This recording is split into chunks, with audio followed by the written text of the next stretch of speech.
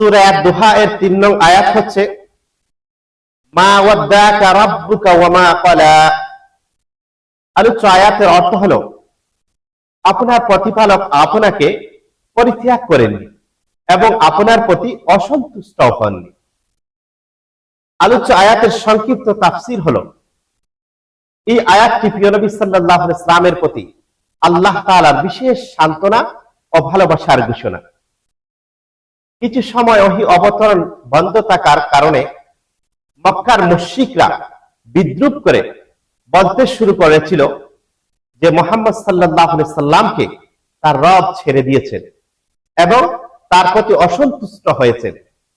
তখন আল্লাহ তাআলা এই আয়াত নাযিল করে সুস্পষ্টভাবে ঘোষণা করেন যে তিনি কখনো তার প্রিয় রাসূলুল্লাহ সাল্লাল্লাহু আলাইহি সাল্লামকে পরিত্যাগ করেননি এবং তার প্রতি অসন্তুষ্ট নন, বরং তিনি সর্বদা তার হেফাজত, সাহায্য ও অনুগ্রহের ছায়ায় রেখেছেন।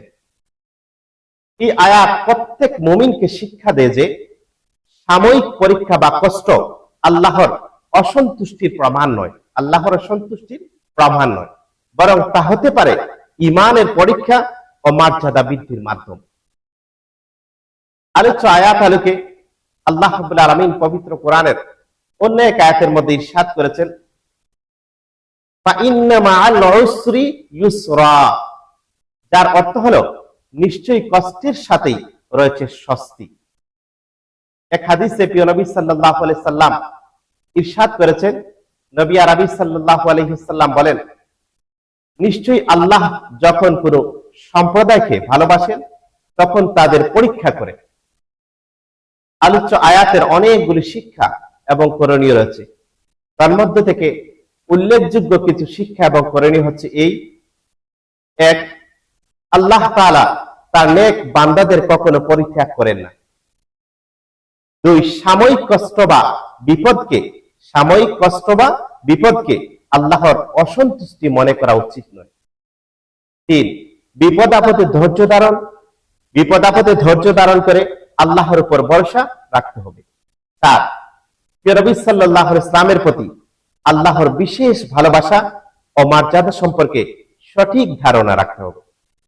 পাঁচ, জীবনের কঠিন সময়েও আল্লাহর রহমত থেকে নিরাশ হওয়া যাবে না।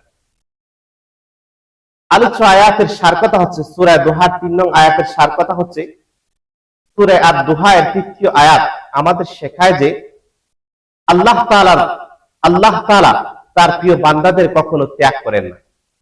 জীবনে পরীক্ষা, কষ্ট ও দুঃসময় আসতে পারে, কিন্তু তা আল্লাহর অসন্তুষ্টির প্রমাণ নয়। তাই সর্বাবস্থায় আল্লাহর উপর ভরসা রেখে ধৈর্য ও আশা নিয়ে চলতে হবে। আল্লাহ রাব্বুল আলামিন যেন আমাদের প্রত্যেক মুমিন মুসলমানকে সূরা দুহা এর 3 নং আয়াতের মর্মার্থ অনুধাবন করে আমলের তৌফিক দান করেন। আমিন সুম্মা আমিন।